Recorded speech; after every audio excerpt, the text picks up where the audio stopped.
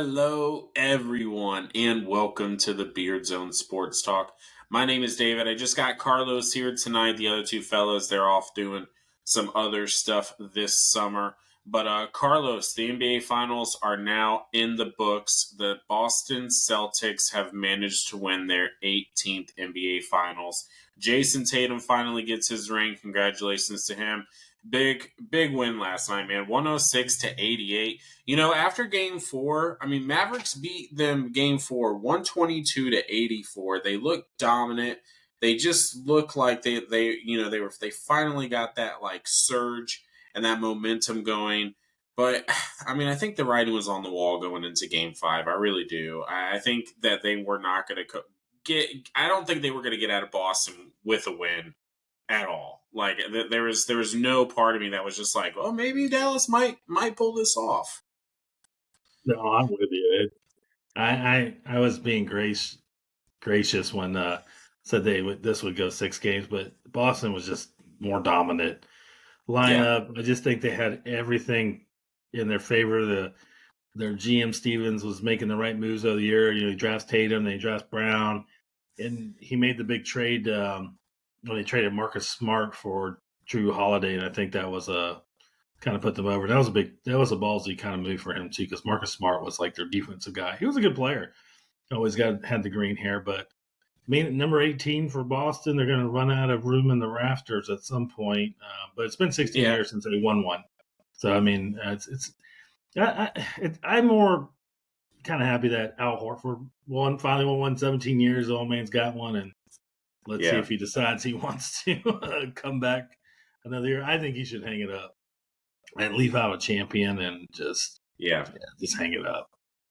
Yeah, congrats to Al Horford too, man. That is, I forgot about him, to be honest with you. But because the talking points of this finals was Kyrie and Luka versus Tatum and Brown, and man, Luka, man, we were watching game four together, and when we were watching it, even though that they had a good game, we both were looking at each other like, Luka is gassing himself already. Like, it was like in the second quarter. It was at the end of the first quarter, and he just looked like he was ready to be done.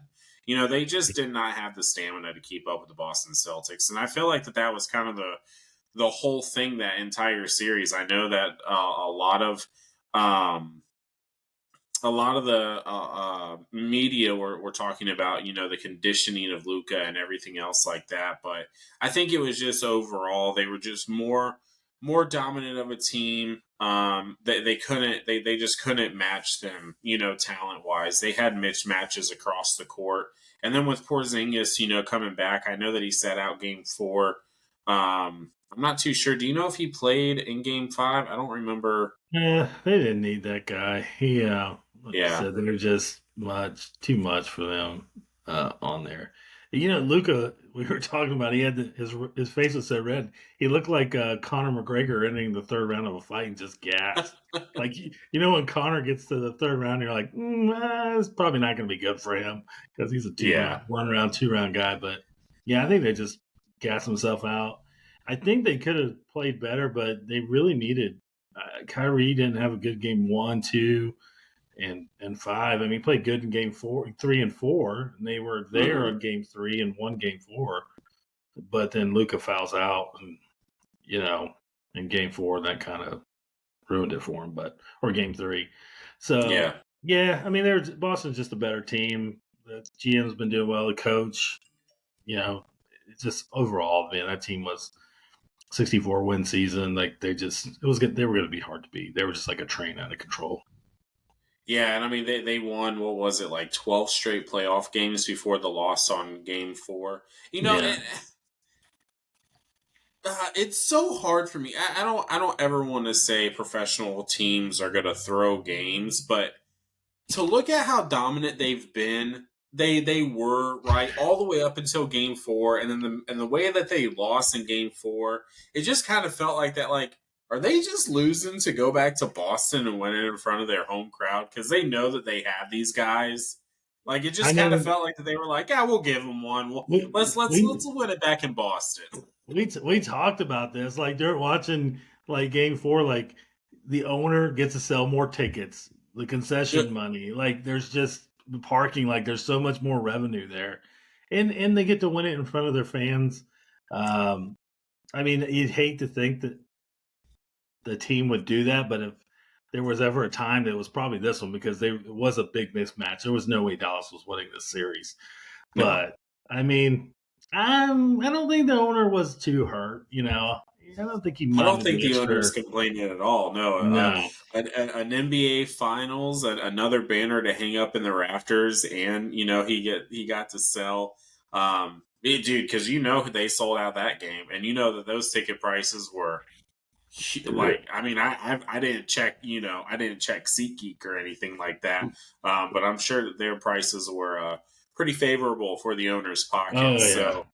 definitely a lot of But I beer, mean, a yeah, lot of $12 like I beers. said, it just felt like, it's like, how are they losing this bad when they have been so dominant this entire series? And then again, game five, it was like, it was over by halftime. I felt like it was like, oh, okay, It Boston's was. back. They're gonna win it. It's over. How do you feel about Jason Tatum, man? He's been kind of circling the meme pages, after some of his post Nah, game speech and stuff like that. They were comparing his, we did it, like to the Kevin man, Garnett's "anything is possible" speech. Like come it on was kind of now. cringy, man. To be honest with you, Yeah, I'm not. If anything, he should be going over to Jaylen Brown and say, "Thank you for carrying us in the conference finals when I was slacking off." Tatum is a good player. I'm just not a Jason Tatum fan. I think he takes plays yeah, off, but he is one of the top players in the league. But I just feel he like is. he's only this era. I don't think if you put him back a few years, and I know people hate discussing if you take an athlete out of today and put him, in the '90s. But I don't. He cries over every little thing. He just not a fan of him. But Jaylen, I mean, honestly, Jaylen Brown, when they needed to pick me up in the conference finals, he was there. Defense guy is man, and it's good. I was so glad to see that he got the NBA Finals MVP, and he deserved it. Yeah. Like the guy, he averaged a little over 20 and 5 and 5. But I am not a Tatum fan. I just don't know what it is, man. I can't get on the Tatum bus, and I don't like the guy. I mean, hey, at the end of the day, you don't gotta like him, and but he's got himself a ring now. So He now does. the question is, can they repeat? Right? That's all. That's always the first question after you get crowned the champion. Now you have the target on your back. Can they repeat? Can they bring this team back? Can they dominate again like they did this year? And can they walk in? Now, a lot of people are saying that this was kind of an easy path to the finals. You face the Miami Heat. Jimmy Butler's out the whole series. You face the Cleveland Cavaliers. Donovan Mitchell is out for the majority of the Yeah. series. Indiana Pacers, they just never really. I think that they suffered a couple of injuries as well. And then you get a tired and gassed out, Luka to face, and so it's just kind of, and they were the fifth seed. Let's face it, Dallas Mavericks weren't like a dominant team this entire year.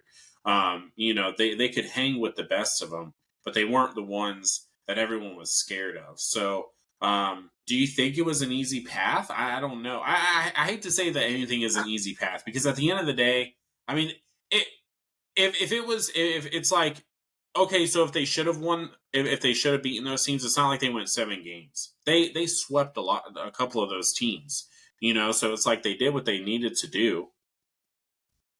Yeah, I mean, it's arguably. I mean, they're good points. Like Jimmy is one of the better. I'm a big Jimmy Butler fan.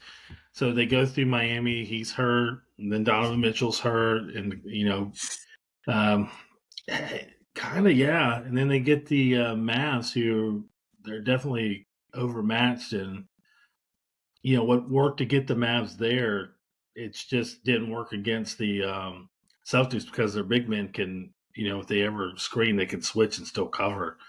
And there's such a mismatch, even though man Horford, like he just hangs out by the 3-point line. So, um, man, it's tough. You don't want to ever discredit and take away something from them winning, but the thing is they're not losing anybody. They're keeping everybody there. I mean, there's some guys towards the end of the bench, but they're really not Maybe losing Al anybody. Horford. Yeah, no, they could.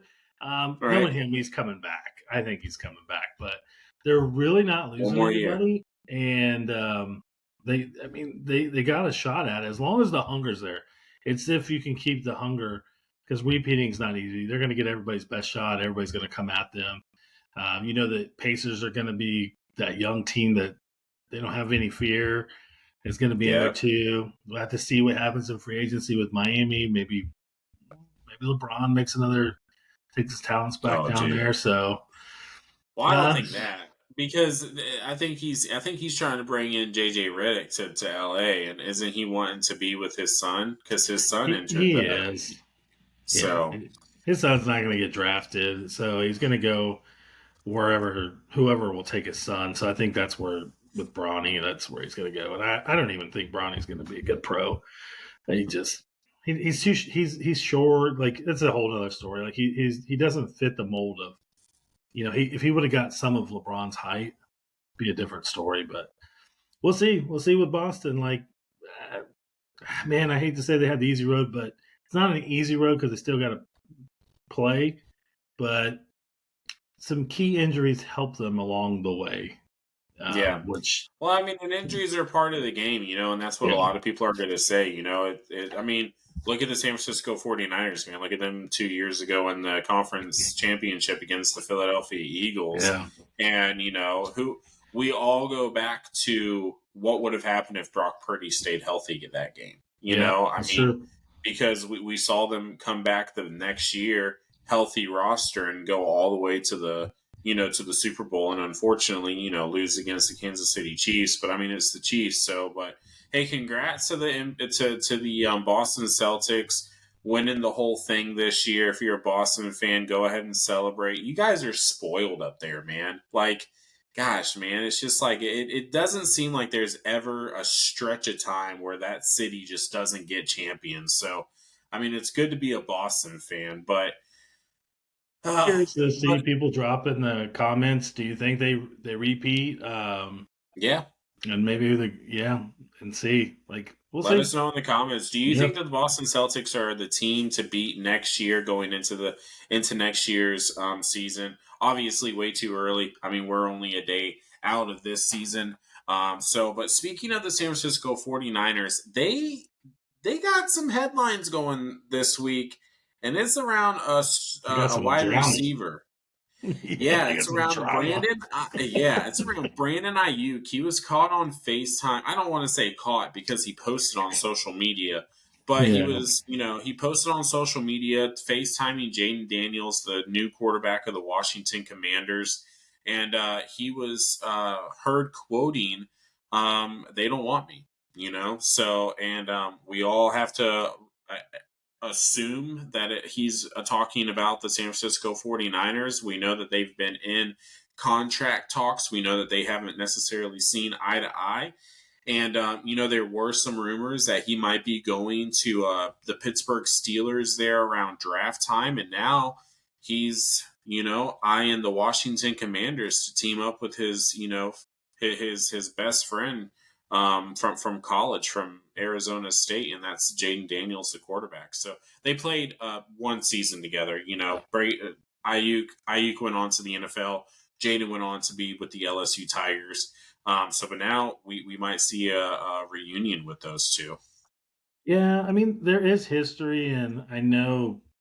That would be a good pickup for the Commanders. They definitely can use it. I don't think they're a really good team this year. Sorry, Washington fans.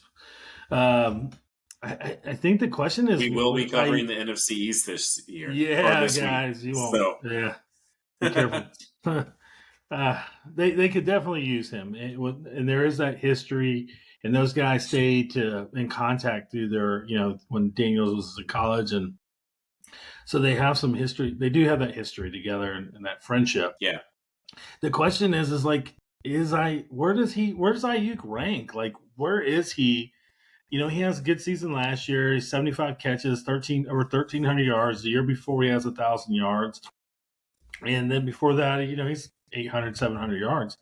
but is he a I don't know what he thinks he wants. That's the thing. And coming out of that big year last year, 1,300 yards is nothing to look past. I mean, it's good. No, Debo's been on the decline. This guy's made big catches for him, but he has 7 touchdowns, and it's a man. I just don't know where he ranks. Like, what does he deserve? Does he deserve 28 million a year, 30? Is he a top 5 guy? Does he have the Chase Claypool thing where he thinks he's a top 3? Like, it's tough. It's tough. I mean, Debo's getting paid. Is he better than Debo? I think that's where we start. If you've got to take him or Debo as a wide receiver, which one do you take?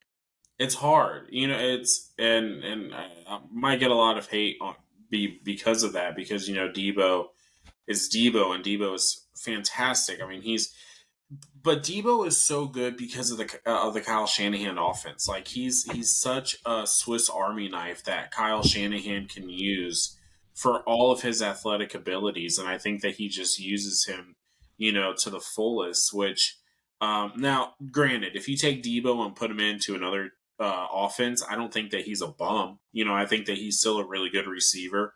Um, but it's just hard because you said it. When Debo was injured, right? He faced some injuries over the last couple of years. When Debo was injured, when Debo didn't have the greatest of games, we saw Brandon Ayuk being consistent. He was Mr. Consistent over there, and he was reliable.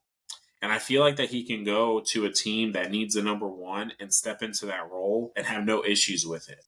Um, I think that he's a good locker room guy. Now, granted, I say that, and he just posted this on his social media, but I mean, it doesn't seem to be something that's really new for the 49ers. I mean, Debo Samuel was caught in the club a couple of years ago, with the whole contract talk, and is he going to go back, is he not going to go back, and there's just a lot of question marks around that team as far as who are they going to sign. It seems like year in and year out, but I like Brandon Ayuk. I think when I think of Brandon Ayuk, I think of just consistency, and coming from a Tampa fan, when I think of consistency, it's Mike Evans. Now, is he up there on the level of Mike Evans? I don't think so.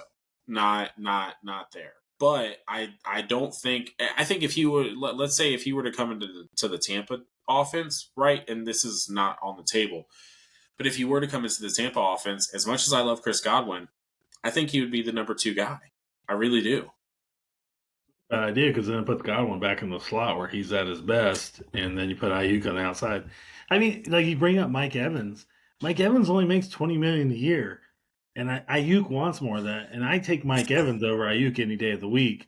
But is he like Devontae Smith makes 25 a year? Like, I think I take Ayuk over Devontae Smith, but I Yeah. don't think the 49ers want to pay him. But the problem is, if they don't pay him, what do you get? Like, who's out there to go get? Michael Pittman just got 23 million. Uh, you see Waddle getting 28.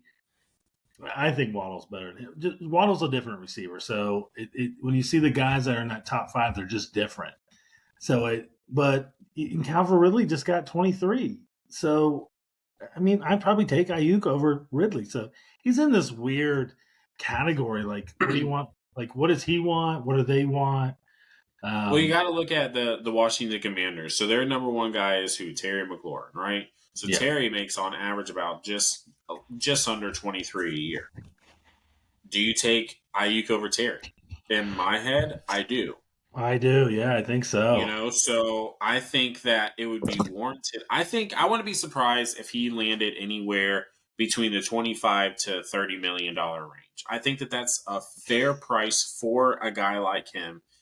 And with the Washington Commanders having Jaden Daniels, he's on a rookie contract. This is the time where you can really kind of sign and build around your team. That's exactly what the Houston Texans are doing, right? Yeah. Washington Commanders were very active in this offseason. They got a lot of talent bringing in. They got their new head coach. So it's like a whole new regime there. And then, of course, they got Jaden Daniels to kind of carry them all the way to, hopefully a plus 500 season. Will it happen this year? I don't know. Yeah, that's the But thing, yeah, though. man, I think I want to be surprised. I really want to be surprised if he makes. I'm going to say he makes about like 28, 29 million a year. I don't know if he's on because that's around where Amon-Ra St. Brown's making. That's what Jaylen Waddle is making. And I think that you can put him into that cluster of wide receivers. I think that he fits in there. I don't think he would be the outcast if you were to tier those receivers. But I don't put him where Justin Jefferson, CeeDee Lamb, those guys, because those guys are going to get paid. Well, Justin Jefferson just got paid, but CeeDee Lamb is up next, and I don't put him at the CeeDee Lamb mark, Yeah, right? and you So got Jamar now, if he Chase. gets paid, right? If this is the other thing, if Ayuk gets paid big money, dude, Dallas has a lot of Jerry Jones is going to be very He's busy hating this life. offseason. He is hating life if this guy bust out with like 28 million a year. And then Cincinnati, the same thing with Jamar Chase. They got to pay Yeah, this guy Jamar. too. Uh, Man, I don't know. It's gonna be interesting. I think they have to keep him, and I think they're gonna have to probably overpay a little bit.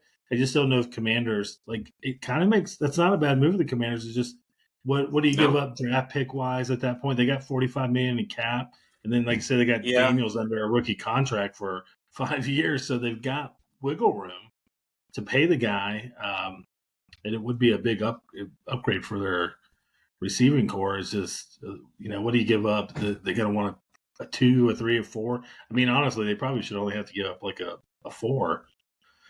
But I don't think Well, San I did see Francisco could like afford a them. like a potential trade, and it was like a 2 and a 3 with one of the wide receivers that are Really? currently on the roster, which I think that's a little bit of a high price. First of Yeah. all, you have all the leverage in the world if you are the team that is receiving Brandon Ayuk because this guy wants out, right? He's out. The writing is on the wall, so it's not like you just have to kind of outweigh the 49ers at this point. You don't have to give Yeah. them everything because at the end of the day they're going to want to get rid of this guy, and they're looking to get rid of him. So he's going to probably come at a pretty good price for whoever gets him.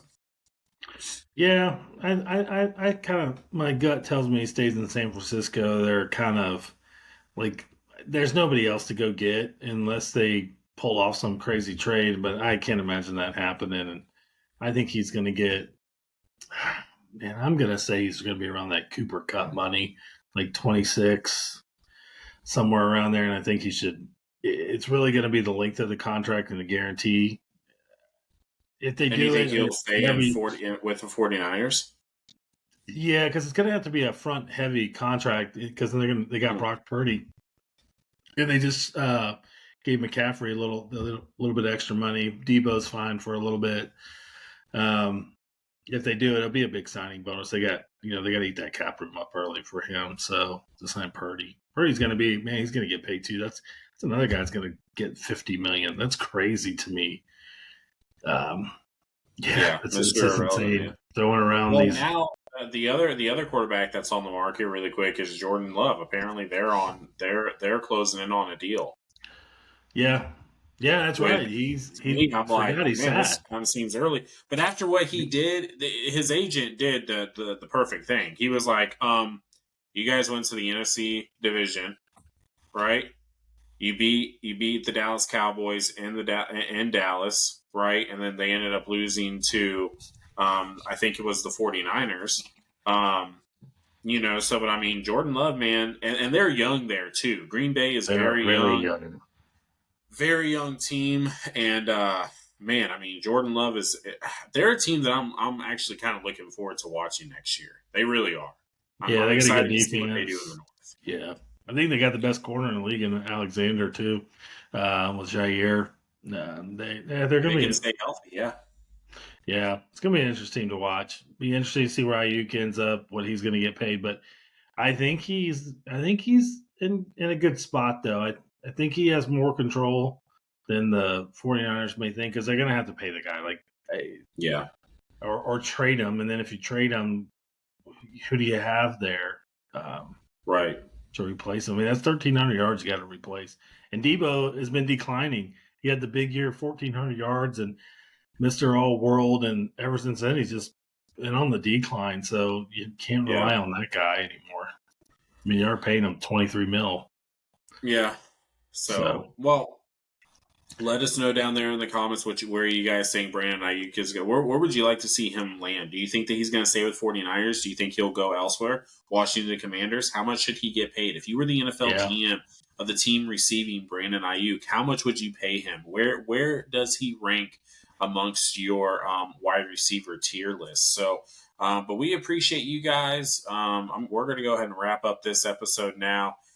We are going to be back on Friday breaking down the NFC East. We'll also be touching on the Stanley Cup on that episode. We know that the Panthers and the Oilers are playing tonight.